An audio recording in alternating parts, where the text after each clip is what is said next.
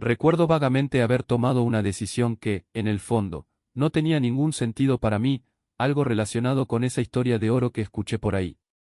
Durante 2 años me lancé de lleno en esta práctica, dedicándome con una intensidad absurda. Pero, al mismo tiempo, comencé a involucrarme en rituales chamánicos, pensando que todo giraba en torno a mí. Llegué a imaginarme a mí mismo como una especie de sacerdote de la nueva era, iluminado y superior. Hasta que, de repente, apareció ante mis ojos una visión con una claridad aterradora, tan nítida que parecía real, en alta definición. Era la cabeza de una serpiente, como si estuviera mirando desde arriba, y luego vino el horror, una agresión sexual violenta, cometida por demonios, de forma física, brutal. Salí corriendo de ese lugar, pero terminé en otra habitación idéntica, y luego otra, y otra, en una secuencia interminable de habitaciones vacías y ríos interminables, hasta que la locura comenzó a apoderarse de mí. Necesitaba escapar de esta pesadilla, pero luego me di cuenta de la aterradora verdad, no había salida. Fue eterno. Lo único que existía eran esos espacios vacíos, y quedé atrapado allí para siempre, sin posibilidad de escapar. No había fuera. No hubo fin. Al principio no entendí qué era, pero, mientras miraba en la oscuridad, comencé a distinguir la silueta de una iglesia. No había forma de escapar. Las puertas y ventanas habían sido arrancadas y la oscuridad era absoluta. Fue entonces cuando entendí, pasaría la eternidad allí, solo, sin morir, sin alivio, solo la soledad y la oscuridad consumiéndome para siempre. Bienvenido a liberarte del más allá. Hoy conoceremos la historia de Jonathan, quien durante 15 años vivió en una comunidad budista tibetana, donde se convirtió en un meditador obsesivo. Hasta que, un día, se encontró en el infierno, condenado a ser torturado eternamente dentro de una iglesia vacía. Esta es una de las conversiones más impactantes que jamás haya escuchado. Crecí en Inglaterra, en una familia sin conexión alguna con la religión. Mi madre era judía, de hecho, creció en Israel, pero no practicaba nada. Aún así, tuvimos cierto contacto con tradiciones, como Pesaj, que celebramos con amigos. Recuerdo, cuando era niño, estar sentado a la mesa durante 3 horas interminables, sin entender absolutamente nada al respecto.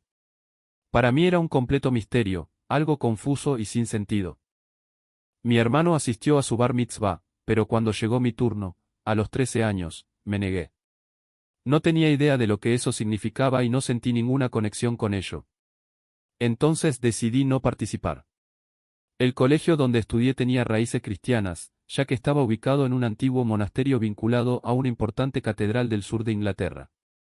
Terminé haciéndome corista, cantando en el coro del colegio, que actuaba en la catedral. Era como si yo fuera un pequeño clérigo, siempre involucrado en ceremonias. Durante todo el tiempo que estuve allí, se nos pidió que asistiéramos a los servicios en la abadía 2 veces por semana. Pero nunca presté atención. Se quedó allí, aburrido, jugando con sus amigos, sin el más mínimo interés por lo que se decía. No sé si realmente escuché el Evangelio, pero tenía una vaga noción de las historias bíblicas. Cuando era niña era extremadamente solitaria, tímida, me sentía como una extraña, como si no perteneciera a ningún lado. Pero, alrededor de los 13 o 14 años, todo cambió. Encontré un grupo de amigos que se convirtieron en mi pandilla y eran los fiesteros de la escuela. De repente, me lancé de cabeza a una vida salvaje, fiestas, consumo excesivo de alcohol, intentos torpes de conquistar a las chicas y, por supuesto, las drogas. Fue en ese momento que tomé una decisión en la que, en el fondo, realmente no creía, rechazaba cualquier idea de fe o espiritualidad que se me presentara. A partir de entonces mi vida se convirtió en un torbellino de excesos. Mis amigos y yo nos embarcamos en un típico viaje de sexo, drogas y rock and roll, sin límites, desde muy temprana edad. La primera vez que fumé marihuana fue cuando tenía 14 años y se convirtió en un hábito. Luego vinieron los ácidos y quedé completamente enganchado a la cultura psicodélica, la música, los libros, los gurús. Leía a Alan Watts y devoré obras de John C. Lilly, un psicólogo que investigó los efectos del LSD en dosis muy altas. Describió experiencias alucinógenas dentro de tanques de privación sensorial, como ataúdes llenos de agua tibia, donde el cuerpo flota sin peso, sin sonido, sin luz, sin ningún estímulo externo. Los viajes que relataba eran de una intensidad aterradora y eso me fascinaba. A los 16 años viví una experiencia que lo cambió todo. Pasé un fin de semana entero bebiendo sin parar, día y noche, en Oxford. Cuando regresé a St. Albans tenía resaca y estaba exhausto. Mientras caminaba por la calle para tomar el autobús a casa, sucedió algo extraño. Sentí una energía poderosa descender sobre mí, como si llenara todo mi cuerpo. De repente me sentí ingrávido, como si flotara sin esfuerzo. Mi percepción del mundo se transformó por completo. Una paz indescriptible me invadió y todo a mi alrededor parecía diferente. Lo más impresionante fue la sensación de poder ver el interior del alma de las personas. Cuando los miré, vi algo profundamente mal en la humanidad, como si todos estuvieran perdidos. Fue como el efecto de una droga, pero real, duró aproximadamente una hora antes de desaparecer. Eso me dejó completamente atónito. Empecé a buscar respuestas. ¿Qué había sido eso? ¿Por qué me había pasado a mí? Fue entonces cuando profundicé en la literatura mística, buscando maestros y enseñanzas que pudieran explicar esa experiencia. Y así empezó todo. Meditar. Y eso es exactamente lo que hice.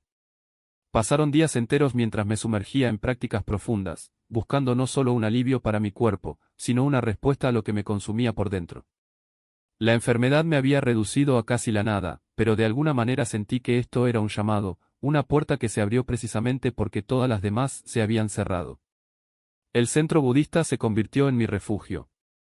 Allí aprendí que el sufrimiento no es un castigo, sino un maestro. Las enseñanzas sobre la impermanencia, el karma y la naturaleza ilusoria del yo resonaron en mí como verdades que ya conocía pero que nunca había nombrado. Cada conferencia, cada meditación grupal, cada momento de silencio compartido con otros practicantes parecía revelar capas de una realidad que siempre había intuido, pero que nunca había podido acceder por completo. Y luego vino la retirada. Fue en un monasterio en la montaña, lejos de todo, donde comenzó la verdadera transformación. Durante 10 días vivimos en absoluto silencio, meditando durante horas y horas, observando la mente como si fuera un río turbulento que poco a poco se iba calmando. Al tercer día, algo dentro de mí se rompió. No fue un colapso, sino una rendición, como si todas las defensas que había construido a lo largo de los años simplemente se derrumbaran. Y en su lugar apareció un espacio vasto e ilimitado, lleno de una quietud que no estaba vacía, sino llena. Esa noche tuve un sueño lúcido tan vívido que cuando desperté ya no sabía dónde terminaba el sueño y comenzaba la realidad. Estaba en un desierto, bajo un cielo estrellado tan denso que parecía que podía extender la mano y tocar las constelaciones. Frente a mí, una figura encapuchada, no un hombre, no exactamente, sino una presencia, me dijo, ya conoces el camino. Solo necesitas recordarlo. Y entonces, como si se hubiera descorrido una cortina, vi todas mis experiencias anteriores, las visiones, los estados alterados, las búsquedas, como piezas de un mismo rompecabezas encajando en su lugar. No se trataba de encontrar algo nuevo, sino de reconocer lo que siempre estuvo ahí. Cuando regresé del retiro, mi cuerpo todavía estaba frágil, pero algo había cambiado. La enfermedad no había desaparecido, pero ya no me definía. Empecé a comer mejor y a dormir más profundamente, como si la práctica hubiera reorganizado no solo mi mente, sino incluso mis células. Y entonces sucedió algo inesperado, la gente a mi alrededor empezó a notar la diferencia. No fue un cambio visible, sino una presencia, como si hubiera dejado de luchar contra el mundo, y al hacerlo, el mundo hubiera dejado de luchar contra mí. Fue en ese momento que conocí a un maestro tibetano que estaba de visita en el centro. No hablaba mucho, pero cuando lo hacía, cada palabra parecía llevar el peso de siglos. En una de sus charlas dijo algo que nunca he olvidado: la iluminación no es un estado que hay que alcanzar, sino un espejo que hay que pulir. Y pulir es la vida misma. En ese momento comprendí que mi viaje no se trataba de huir del sufrimiento, sino de atravesarlo con los ojos abiertos. Y así, poco a poco, la meditación dejó de ser una herramienta de escape y se convirtió en el hilo conductor de mi existencia. Ya no se trataba de vivir experiencias extraordinarias, sino de vivir cada momento con una atención tan profunda que hasta lo ordinario se volvía sagrado. Incluso la enfermedad, que una vez me consumió, pasó a ser vista como parte del camino, un recordatorio constante de que la impermanencia no era una amenaza, sino la esencia misma de la vida. Hoy, cuando miro hacia atrás, veo que cada paso, las búsquedas desesperadas, los errores, las caídas, fue necesario. No hubo atajos. Lo que buscaba no estaba en libros esotéricos, en sustancias o en maestros lejanos, sino en el coraje de enfrentarme a mí mismo, sin máscaras, sin excusas. Y tal vez eso es lo que todos buscamos, en el fondo, no una respuesta definitiva, sino el coraje de vivir la pregunta. Comencé a darme cuenta de que la historia no era solo una sucesión de hechos, sino una batalla silenciosa entre visiones del mundo. Y allí, en ese libro, encontré algo que nunca había considerado, la idea de que lo sagrado no tenía por qué ser un escape, sino una presencia viva en el mundo. No una disolución en el vacío, sino una llama que se enciende en medio de las cosas. Esa voz que escuché esa mañana no fue una señal mística, sino un llamado. Un llamado a mirar más allá de las respuestas ya hechas, a cuestionar no solo las doctrinas que me ofrecen, sino también mis propias certezas. ¿Y si la iluminación no fuera un estado de ausencia, sino de plenitud? ¿Y si el propósito no fuera escapar de la existencia, sino sumergirme en ella con todo lo que soy? Finton me dio algo que el budismo tibetano no me había ofrecido, permiso para sentir. Bailar hasta perder el aliento, reír sin motivo, llorar sin vergüenza. Tocar la tierra y creer que ella respondió. Pero al mismo tiempo comencé a darme cuenta de que no todo era tan inocente como parecía. Había rituales que rayaban en el dogmatismo, creencias que se presentaban como verdades absolutas y cierta arrogancia espiritual que me recordaba, de manera incómoda, los mismos errores que había visto en otras tradiciones. Fue entonces cuando una pregunta empezó a rondarme, y si el camino no fuera elegir entre una doctrina u otra, sino encontrar mi propia manera de estar en el mundo. Y si la verdad no estuviera en ningún libro, en ninguna comunidad, en ningún maestro, sino en la valentía de vivir las preguntas sin miedo a las respuestas. Esa voz que escuché, Bellok, me llevó a un lugar inesperado. No se trataba de aceptar o rechazar el catolicismo, sino de comprender que cada tradición contiene una parte de la verdad y que depende de nosotros unir esos fragmentos en algo que tenga sentido para nuestras propias vidas. Y de repente, todo lo que había buscado, la meditación, los rituales, los viajes chamánicos, comenzó a encajar no como un fin, sino como herramientas. Herramientas para profundizar, sentir más intensamente, vivir más auténticamente. Quizás el mayor error que cometemos es creer que existe un destino final, un estado perfecto donde todo está resuelto. Pero la vida no es una línea recta. Es un laberinto y cada vuelta nos lleva a un lugar nuevo e inesperado. Lo que importa no es llegar, sino aprender a caminar. Y, sobre todo, aprender a caer y a levantarse. Las palabras no llegaron como casualidad, sino como invitaciones. Invitaciones a descifrar lo que, a primera vista, parecía inconexo, como si el universo susurrara pistas en un idioma que aún no dominaba. Y, sin embargo, ahí estaba yo, siguiendo el hilo invisible que unía a Bernadette Soubirous, una niña de 14 años que vio a la Virgen María en una cueva fangosa, con una mujer que nunca existió en el café donde desayunaba. O tal vez existió, pero solo para mí, en ese mismo momento en que el destino decidió pincharme con algo más grande que mi propia incredulidad. La historia de Bernadette no se trataba solo de milagros. Se trataba del poder de una voz que se afirma, incluso cuando el mundo insiste en dudarla. Fue ridiculizada, interrogada y escudriñada como un espécimen raro y sin embargo, se mantuvo firme.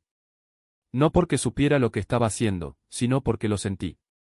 ¿Y qué es la fe sino la valentía de confiar en lo que no se puede demostrar?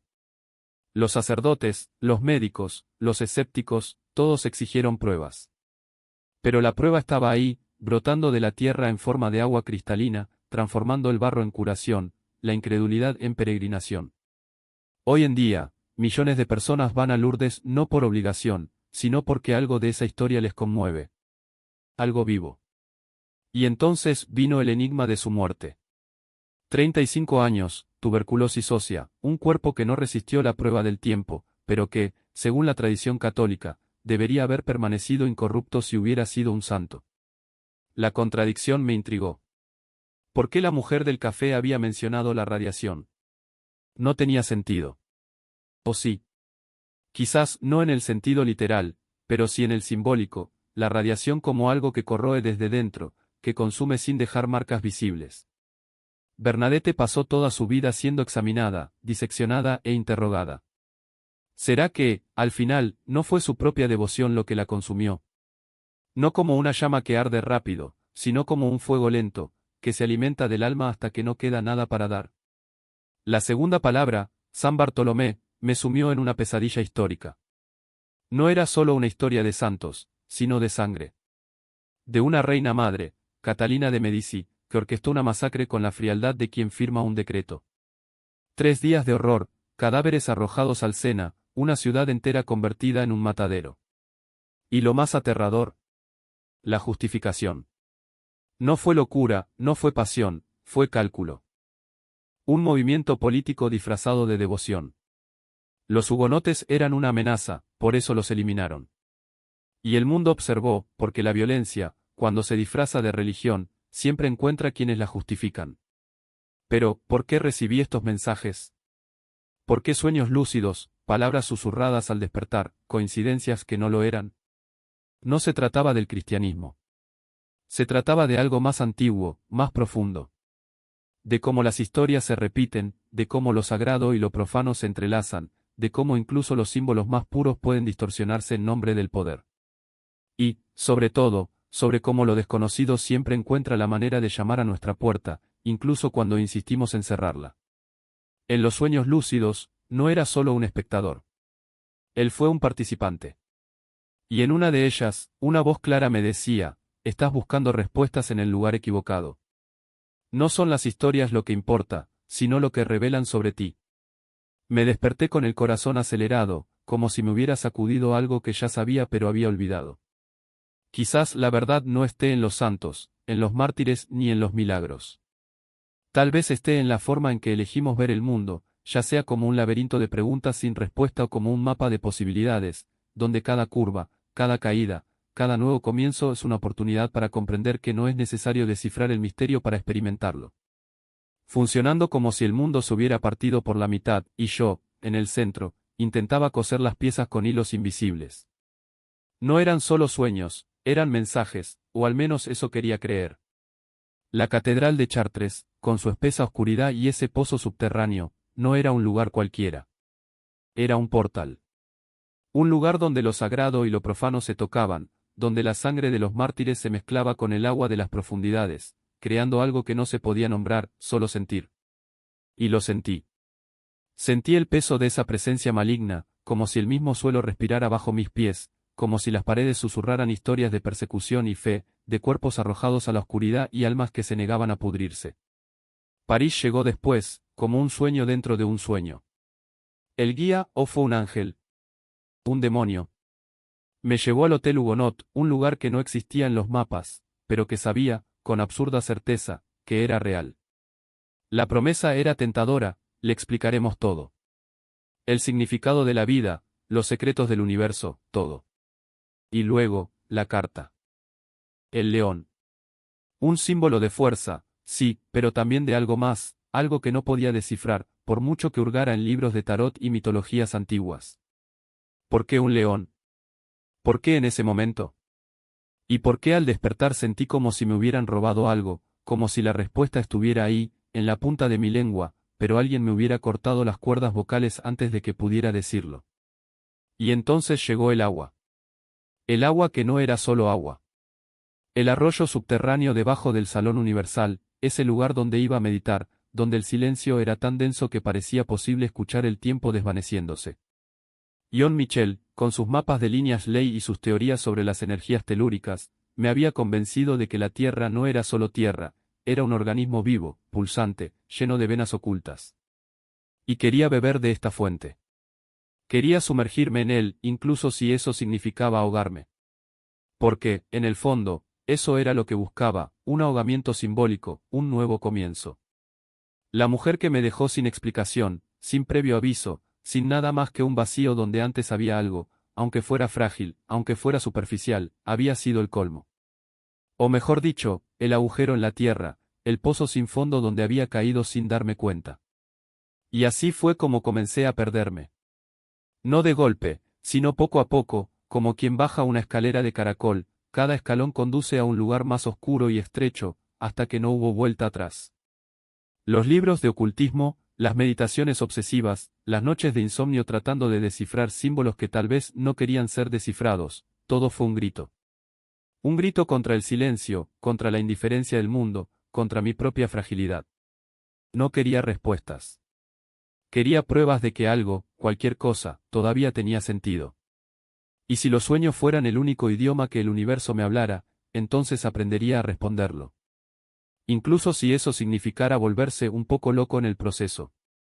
Los recuerdos se disolvieron en jugo y humo, y durante 2 semanas mi cuerpo se alimentó precisamente de eso: manzanas, cigarrillos liados a mano y la absurda certeza de que estaba a punto de descubrir algo más grande que yo. La delgadez fue un efecto secundario, pero la claridad, la claridad era un dulce veneno. Las ideas que me atormentaban no eran ilusiones, eran invitaciones. Y acepté cada uno de ellos. La peregrinación que me inventé no fue un capricho. Era una necesidad. Algo, o alguien, me estaba sacando del laberinto en el que me había encontrado, y la única forma de llegar a mí era hablar el idioma que entendía: símbolos, rituales, el lenguaje crudo del oculto. Si el oro empezaba a infiltrarse en mi vida era porque solo reconocería su presencia a través de lo que ya conocía, el misterio. Entonces obedecí. El viaje comenzó con un mapa garabateado en servilletas y una obsesión por las aguas sagradas. Llevaría agua de un pozo subterráneo en Finlandia, porque, por supuesto, había que importar la pureza, al pozo Glasny Embreaje, Cornualles. Allí mezclaba las aguas en un ritual que yo mismo había inventado, algo entre una ofrenda y un grito de auxilio. No importaba que sonara ridículo. Lo que importó fue que, por primera vez en años, sentí que estaba haciendo algo bien. El coche se convirtió en mi santuario móvil. Entre paradas en campos abandonados y noches durmiendo en iglesias vacías, seguí una ruta que no era geográfica, sino espiritual. Cada mañana, antes del amanecer, entraba en una iglesia, cualquier iglesia, siempre que tuviera un altar, una cruz, un silencio lo suficientemente denso como para ahogar el ruido dentro de mi cabeza. Y allí, frente al símbolo que siempre había evitado, me entregué. Los movimientos comenzaron espontáneamente, como si mi cuerpo supiera lo que mi mente aún no entendía. De rodillas en el suelo, con los brazos abiertos en cruz, respirando con dificultad, no estaba orando. Estaba exorcizando. La técnica que llamé recapitulación no era más que una lista obsesiva de mi propia vida, cada relación, cada fracaso, cada lugar donde había vivido, cada persona que me había hecho daño. Los reviví, uno por uno, mientras fijaba mis ojos en la cruz, y luego exhalé. No fue alivio lo que sentí. Era algo más violento, la sensación de que todo, el dolor, la vergüenza, los errores, estaba siendo absorbido. Como si la antigua madera de la cruz fuera un agujero negro, absorbiendo cada fragmento podrido que llevaba. Durante 3 semanas, esto se convirtió en mi rutina. Llegaría a algún pueblo pequeño, encontraría la iglesia más antigua, me arrodillaría ante el altar y dejaría que el pasado saliera de mí en oleadas de respiraciones entrecortadas. No lo cuestioné. No era necesario. La locura, a estas alturas, ya era mi estado natural. Pero había un método para esta locura. Seguí las líneas de energía que los antiguos llamaban líneas ley, como si fueran senderos invisibles que me llevaran a donde necesitaba ir. La línea São Miguel, que atraviesa el sur de Inglaterra, me guió hasta Canterbury, un lugar que ya conocía, pero que nunca había visto. 10 años viviendo allí, y recién ahora me di cuenta de las coincidencias que me rodeaban: la catedral, la primera iglesia hugonota de Inglaterra, la sala donde había aprendido tai chi de un maestro que nunca supo que lo estaba observando como si fuera un oráculo. Todo estaba conectado. Todo me conectó. Hola Glasney. Un nombre que susurraba promesas de misterios antiguos, de cálices perdidos y sangre sagrada. El lugar era un imán para buscadores como yo, o peor aún, para aquellos que ya se habían perdido por completo. Pero no me importó. Si hubiera una respuesta, estaría allí, entre las piedras cubiertas de musgo y las leyendas de José de Arimatea. Si el grial existía, no era un objeto. Fue un llamado. Y yo estaba respondiendo. El verdadero origen de esa voz profunda. No es que yo creyera todo eso, o mejor dicho, no es que quisiera creerlo. Pero él lo sabía. Había algo allí que trascendía la lógica, algo que no encajaba en explicaciones fáciles, pero que tampoco podía ignorarse.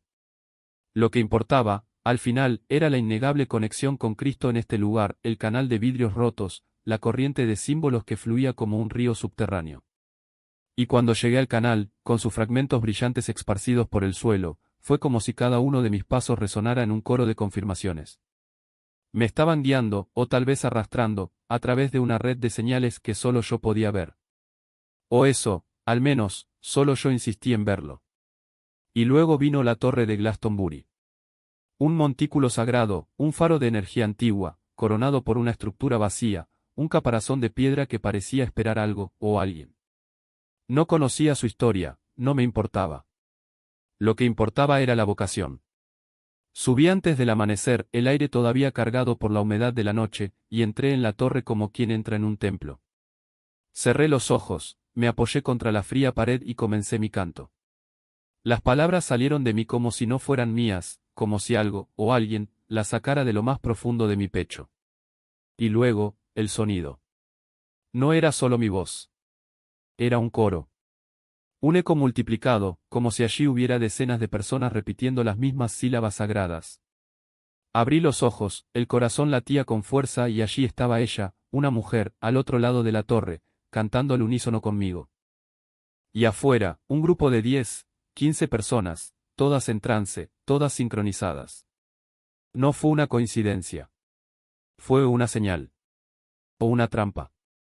Porque después, al releer las escrituras, encontré la advertencia: el impío obrará según el poder de Satanás, con gran poder y señales y prodigios mentirosos, y con todo engaño de injusticia en los que se pierden, por cuanto no recibieron el amor de la verdad para ser salvos. Y allí, en la torre, me había dejado seducir. No por un mal obvio, no por algo grotesco, sino por una perfecta falsificación, el sentimiento de pertenencia, de propósito, de que yo era especial. Dios me habló. O fue el enemigo, susurrándome al oído, alimentando la ilusión de que yo era un elegido, un sacerdote de una nueva era. En ese momento, no importó. Estaba ebrio de la certeza de que todo esto era real.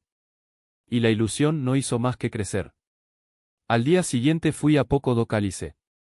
El agua salió roja, como sangre diluida, y manó de la boca de un león de piedra, el león de Judá, pensé, sin darme cuenta de cuánto había distorsionado ya los símbolos. Mezclé mi botella con esa agua, murmuré palabras que no entendí y sentí el poder del ritual. Más tarde, mientras estudiaba la Biblia, entendería: el león era Cristo, el agua era el Espíritu, y las palabras de Jesús en Juan 6, 63, el Espíritu da vida, la carne para nada aprovecha, resonaban con cruel ironía. Había buscado lo sagrado en el lugar equivocado, confundiendo paganismo con profundidad, misticismo con verdad. Pero la culminación de mi viaje, o el punto más bajo, como vería más tarde, fue el Cerro São Miguel. Una isla que parecía flotar entre el cielo y el mar, una cima coronada por una antigua capilla. Fui allí esperando una revelación, una visión, cualquier cosa que confirmara que estaba en el camino correcto. No pasó nada. Apareció un monje curioso y hablamos. Escuchó mis teorías, mis delirios sobre las energías y conexiones cósmicas, y no dijo una palabra sobre el Evangelio. Ni uno. En ese momento, debería haber sido una señal. Pero estaba demasiado ciego para ver. Y entonces, en el último aliento del viaje, en el lejano oeste de Inglaterra, encontré Madrons Well. Un lugar olvidado, escondido entre cerros, a 2 horas de caminata por el campo. Fui allí murmurando palabras sin sentido, una letanía que apareció de la nada: Reina Picard más alta del lunes. Reina Picard más alta del lunes. Lo repetí como un mantra, sin saber por qué, hasta llegar al pozo. No hubo epifanía. No hubo ningún milagro. Solo agua quieta y silencio. Y fue entonces cuando me di cuenta: lo había perdido todo. Mi coche, robado al inicio del viaje. Mi dinero, bloqueado por un problema en el banco. Mi cordura, poco a poco, se desmoronaba como los muros de aquellas ruinas que tanto veneraba. Pero al final, tal vez eso era exactamente lo que tenía que suceder. Porque a veces hay que tocar fondo para ver la luz, o para comprender que la luz nunca estuvo donde la buscabas. Era un instante de puro vacío, donde los pensamientos se disolvieron como niebla al sol. Y por un breve momento creí haber encontrado la respuesta, no en palabras ni en dogmas, sino en ausencia de ellos. La quietud absoluta. El silencio que no era vacío, sino plenitud. Pero entonces, como un eco que se resiste a morir, la duda volvió. ¿Por qué, después de todo, qué fue eso? ¿Una iluminación o simplemente otra trampa de la mente? Había pasado años persiguiendo experiencias, coleccionando visiones, buscando señales en cada sombra, en cada coincidencia. Y ahora, allí, en el colmo de esa supuesta claridad, algo todavía se me escapaba. No fue paz. Fue simplemente nada. O peor, era la sensación de que, detrás de toda esa grandeza espiritual, no había nada más que yo. Y eso fue de alguna manera aterrador. Fue entonces cuando comencé a cuestionarlo todo. No con ira, no con desesperación, sino con una frialdad casi clínica. Si la no dualidad era la verdad, ¿por qué seguía teniendo miedo? ¿Por qué, incluso en el silencio más profundo, había algo en mí que se encogía ante la idea de desaparecer? Si todo era uno, si no había separación, ¿por qué todavía me sentía tan solo? Y, sobre todo, ¿por qué, después de tantos años de búsqueda, todavía no había encontrado lo que buscaba? Fue en este vacío que sucedió algo inesperado. No un relámpago, no una revelación atronadora, sino algo más sutil. Un recuerdo. No de un libro, no de un gurú, sino de una voz suave, insistente, que había ignorado durante tanto tiempo. He aquí el Cordero de Dios, que quita el pecado del mundo. Las palabras regresaron, no como una enseñanza, sino como una pregunta. ¿Y si durante todo este tiempo hubiera confundido el mapa con el territorio? ¿Qué pasaría si, en lugar de buscar la experiencia, hubiera buscado a aquel a quien señalaba la experiencia? No fue un momento de conversión. Fue un momento de rendición, no a una doctrina, sino a la posibilidad de que, tal vez, estuviera equivocado. Que, tal vez, todas mis búsquedas no fueron más que intentos de llenar un vacío que solo podía ser llenado por algo o alguien más grande que yo. Y por primera vez, en lugar de huir de esta idea, la enfrenté. No con fe ciega, sino con una curiosidad casi científica. ¿Y si es verdad? Así fue como, sin estridencias, sin fuegos artificiales, comencé a leer. No el Nuevo Testamento como manual de meditación, sino como una historia. No como un código a descifrar, sino como una invitación. Y, poco a poco, algo cambió. No fue una iluminación repentina, sino un cambio lento, como si las piezas de un rompecabezas comenzaran a encajar, no todas a la vez, sino una por una, hasta que la imagen se reveló. No se trataba de técnicas. No se trataba de experimentos. Se trataba de una persona. Y por primera vez tenía sentido. Era como si el mundo entero hubiera sido desmantelado, pedazo a pedazo, hasta quedar solo un silencio que no era paz, sino ausencia. Y lo más aterrador no fue la falta de pensamientos, fue el descubrimiento de que, sin ellos, no había nada a que aferrarse. Las palabras perdieron su significado. La gente se transformó en formas cambiantes, sonidos sin sentido. Incluso el propio yo se disolvió, como tinta en agua. Durante esas 48 horas experimenté algo que muchos buscarían durante toda su vida, el vacío absoluto. Y, sin embargo, no hubo ningún triunfo en ello. Sin revelaciones. Solo el terror de darme cuenta de que, sin capacidad de pensar, de nombrar, de conectar, la realidad quedaba reducida a una pesadilla sin salida. No fue la iluminación. Fue un cortocircuito en la mente, una falla en el sistema. Y cuando volví, porque volví, como quien se despierta de un mal sueño, fue como salir de un chapuzón en aguas muy profundas. El aire ardía en los pulmones. La luz le lastimó los ojos. Pero lo peor no fue el regreso. Fue la comprensión de que, durante siglos, hombres y mujeres habían perseguido exactamente eso. Que maestros, gurús, tradiciones enteras habían construido templos en torno a una experiencia que no fue más que un colapso. Un estado en el que el cerebro, llevado más allá de su límite, simplemente se apaga. Y lo más irónico. Lo llamaron la verdad. De libertad. Para despertar.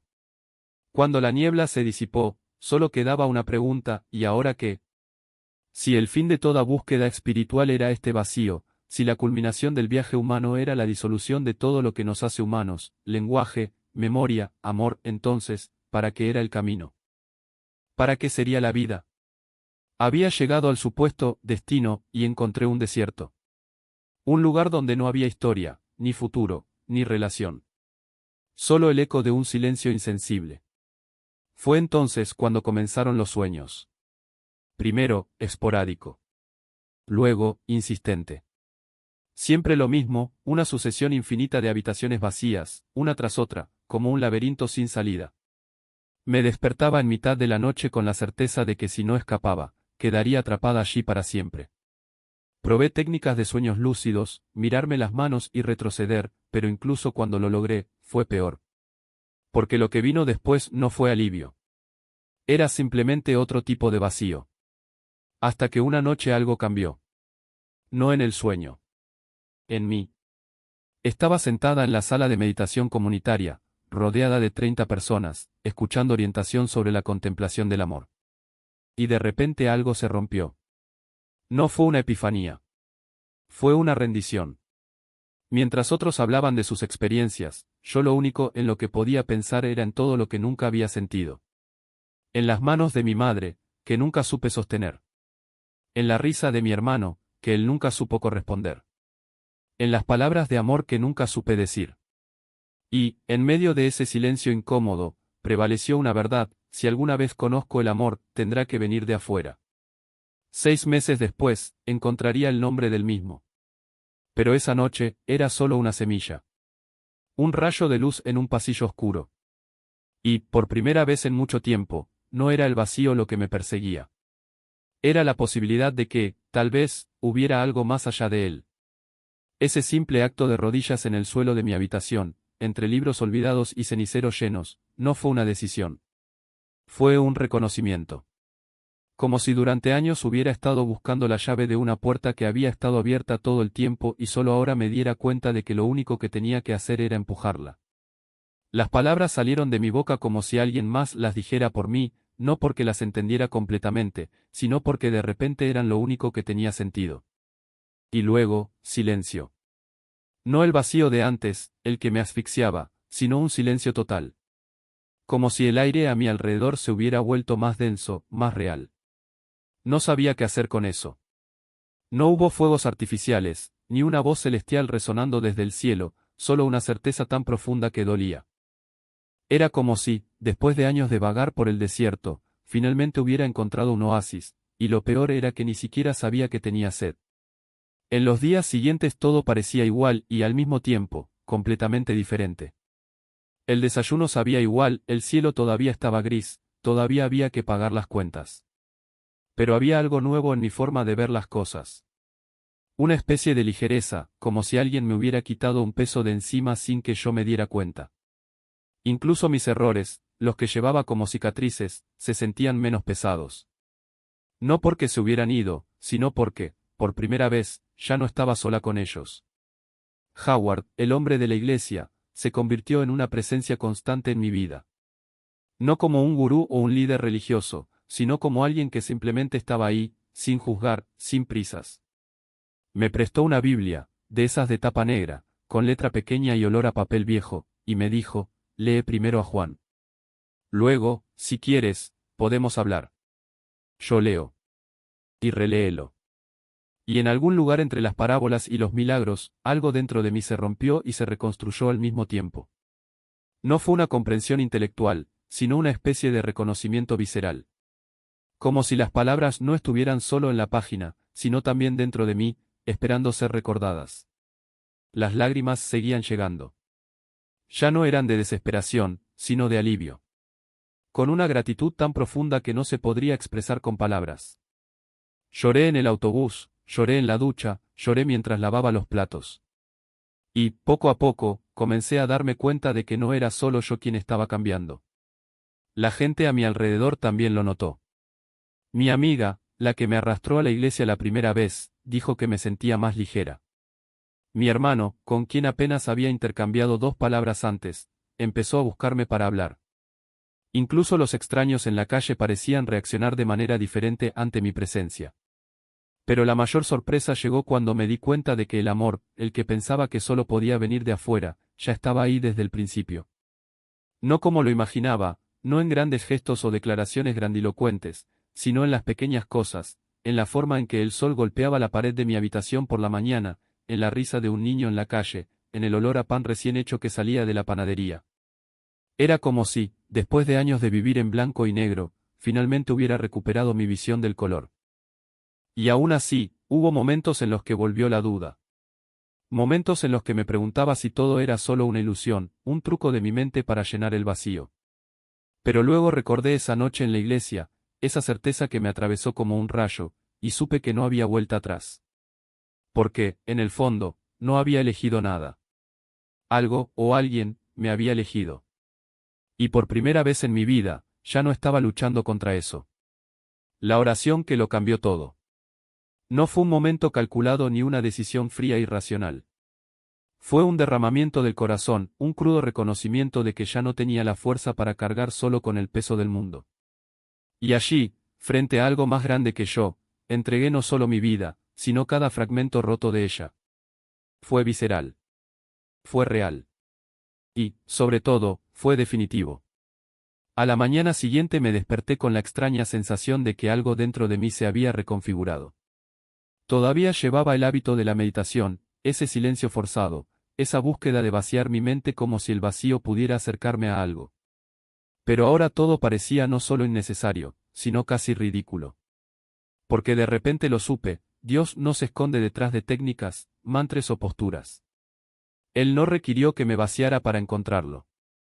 Él ya estaba allí, tan cerca que lo único que tenía que hacer era hablar. Y fue como si hubieran arrancado una cortina. Todas esas prácticas, todos esos años de intentar domar la mente en busca de una iluminación lejana, no eran más que distracciones. Frágiles intentos de arreglar lo que solo Él puede restaurar. Recuerdo haber subido a mi lugar de meditación, ese rincón del piso de arriba donde solía sentarme en silencio, mirando por la ventana.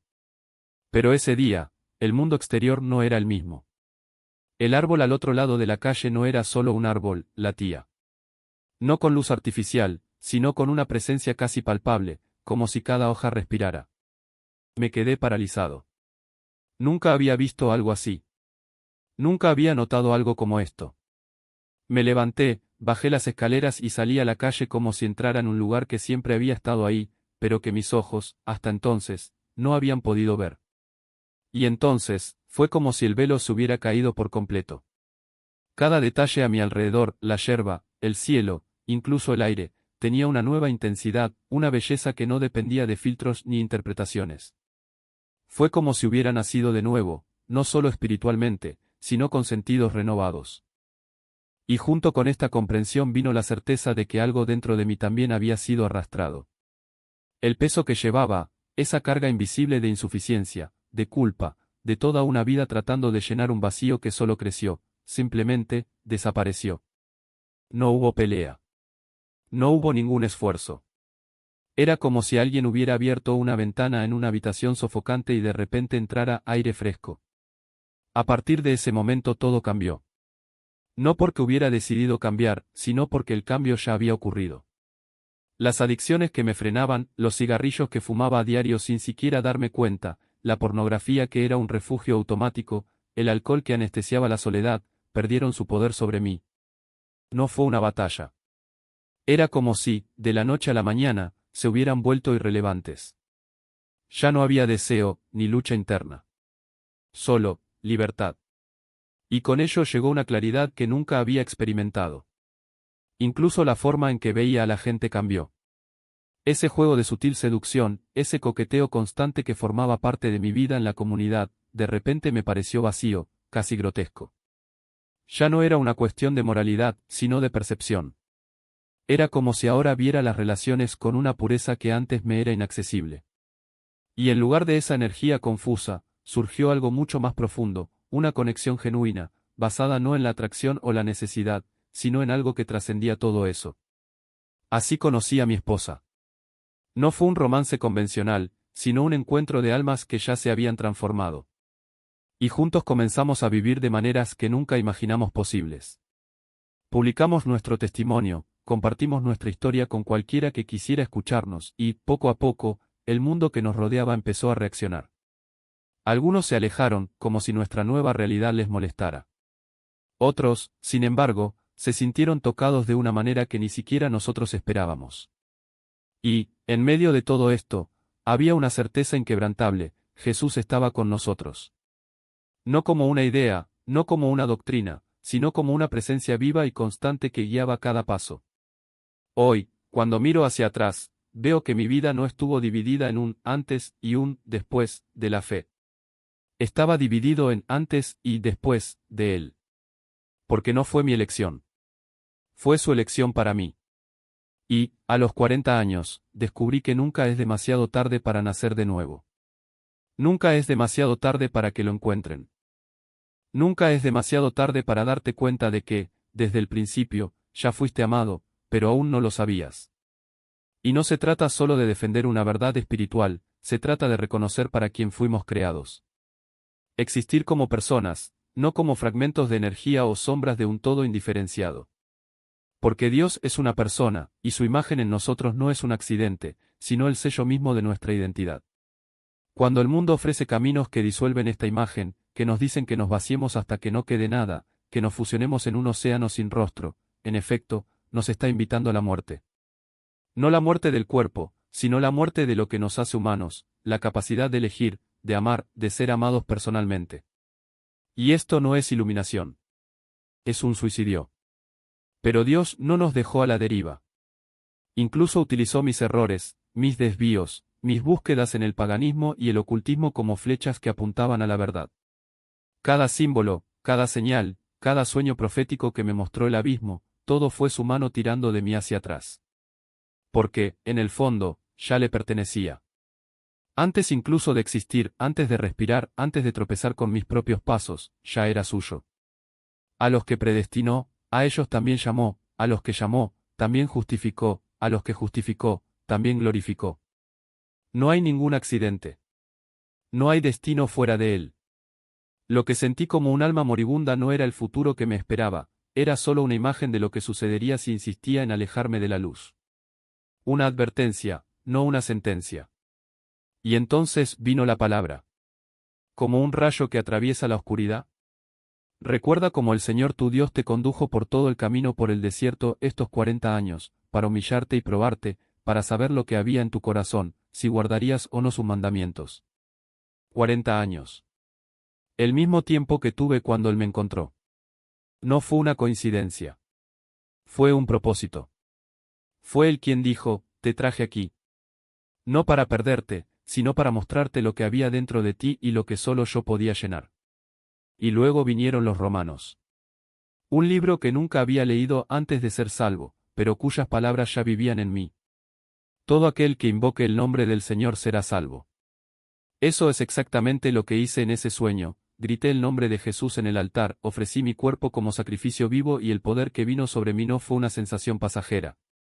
Fue una confirmación de que las Escrituras no son solo un libro.